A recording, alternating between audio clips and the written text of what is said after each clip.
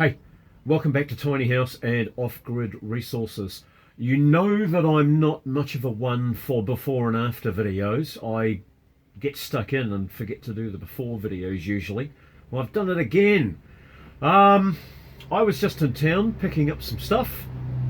All my tools are in the back. I was ready to go and do a job on somebody's bus in another town, and I was picking up the steel to go and do the job in my little town here, and all of a sudden my gear stick stopped.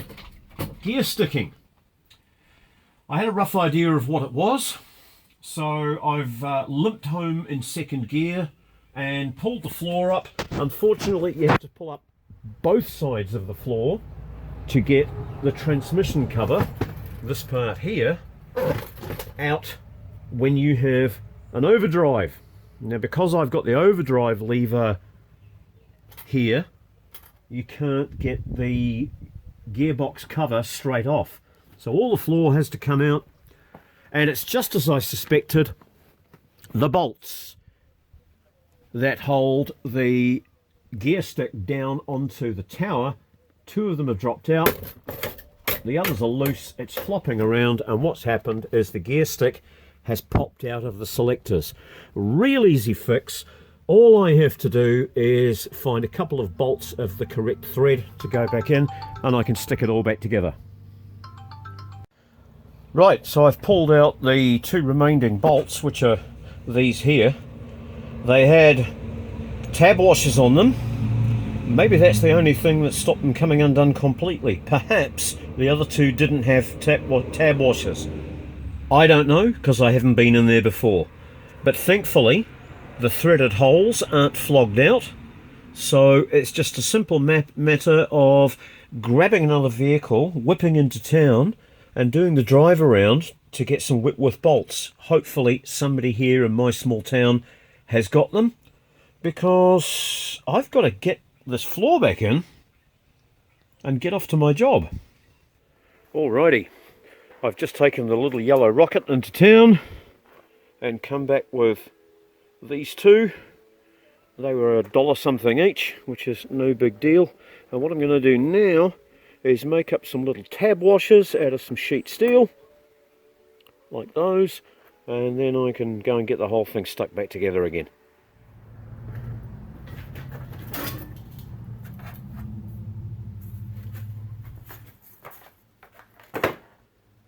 Oh no! I'm going to use that. That's for something else, so I can't cut that up.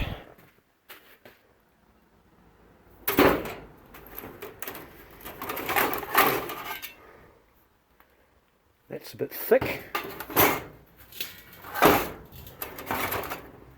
That's a bit thick. That's a bit thick. Oh, it's all a bit heavy, but it's going to have to do.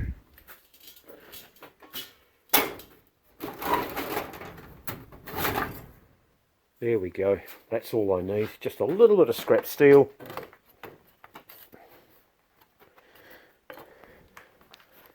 And we'll scratch a line down it.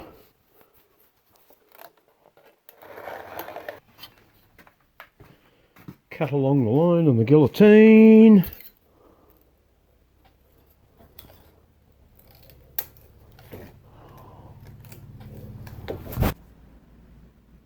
Right, I've got my two little tags here. Now the next thing is to drill this hole through the middle. Drilling holes in sheet steel is awful, especially small pieces, because they can pick up and spin so easily. I'm not going to attempt to do them both together. I'll do them one at a time, and I'm going to drill them with a stepped drill bit.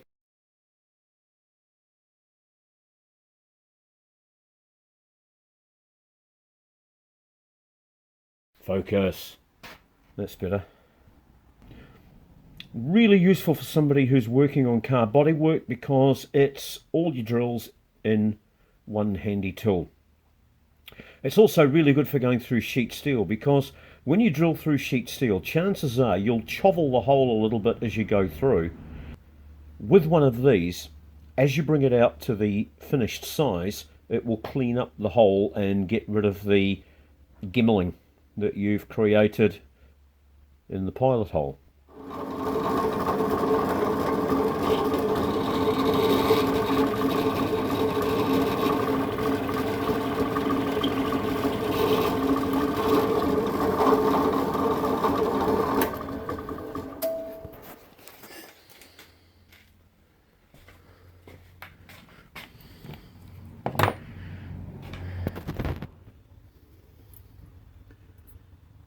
Right, made my little tags, ready to go.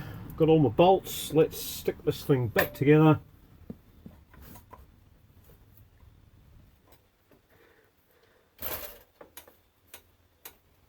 There, we're in neutral. Now obviously these little tags are designed to come up against the edge of here. No, they go to the inside of that hole. There we go, the tags go to the inside of the hole like that. So I'll sneak one of the bolts through and start bolting it down. Because I've been doing so much highway work in Sandy over the last few weeks, I haven't been doing a lot of gear changing, but I've been doing a lot of cruising along at high revs making vibrations. So I guess what's happened is I haven't realized that the gear stick's been coming loose because I haven't been doing so many gear changes, and the vibrations of terminal velocity, which is about 90 kilometers an hour in this thing, has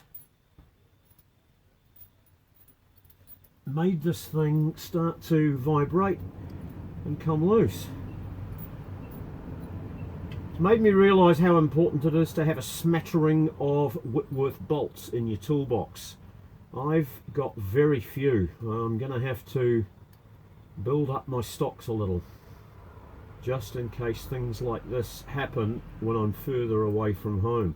I was only 2 k's away from home base when this happened, so I was able to drive all the way home in second gear.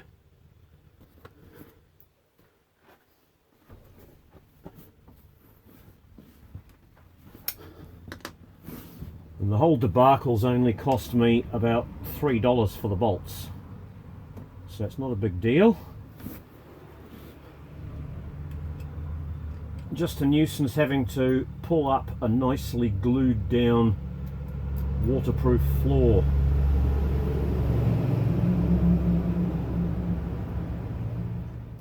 Just a quick tip, whenever you're doing up anything that's got more than one bolt in it, don't start tightening the bolts until you've got them all in the holes. Just put them in, get them started, and make sure that whatever it is that you're working on can still move around so that you can line up all of the bolts, get them started and in the holes, and then you tighten them up. And that means that you're not going to be getting everything in but the last bolt and then find that you've got to undo them all again just so that you can get the last one done up. You find out these things when you get really, really old like me. Not much to see here. There's no way I can get the camera in any closer and still be able to do what I'm doing. Oh, I've got a mozzie on my hand. It's going to bite me. Little shit. I wonder where mosquitoes migrate to in the winter. Summer's just about over here in New Zealand, so the mosquitoes will be disappearing, which can't happen a day too soon, I can tell you.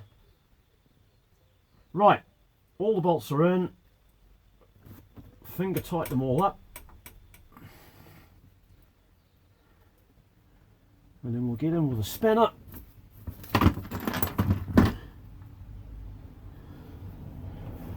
And give them all a good solid nip up. It'd help if I had the right spanner.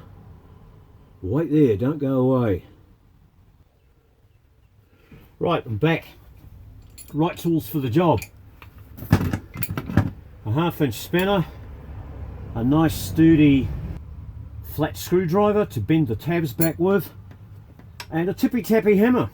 Now this tippy-tappy hammer was the hammer that I got when I started my apprenticeship in 1982, which was last century, and I've still got it. Ain't that awesome?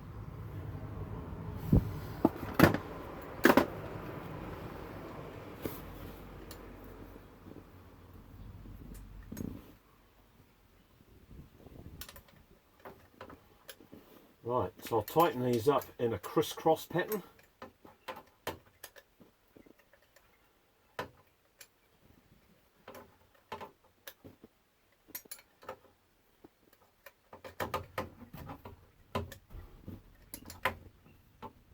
Because it takes so long for bolts to vibrate out like this has, I think I'm going to get a pleasant surprise and find that the gear shift is a lot more positive than I remember it, because I'd say that it's been loose for quite some time.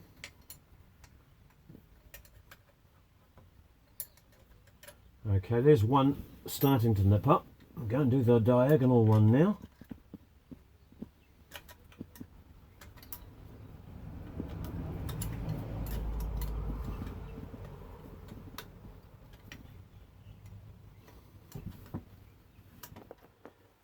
Right, I've just edited out the swearing and sweating part because I've discovered that those two bolts that I bought may have been 5/16 Whitworth thread, but they weren't 1/2-inch AF across the flats.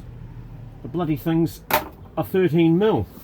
I think what they're doing is cost saving and turning metric bolts into imperial bolts rather than making imperial bolts from scratch, thinking, oh, everybody's going to have 13mm by now instead of 1/2-inch, so we'll just make them like that.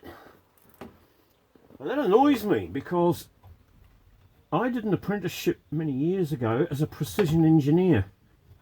Okay, some days you wouldn't think so, but after working to tolerances of thousandths of an inch and fractions of a millimetre, to find that somebody's just picked something out of a parts bin and gone, yeah, we'll make it out of that, is a bit of a letdown. Anyway, that's it. It's nice and tight. That's got a good feel to it. I'll give you a look at the selectors.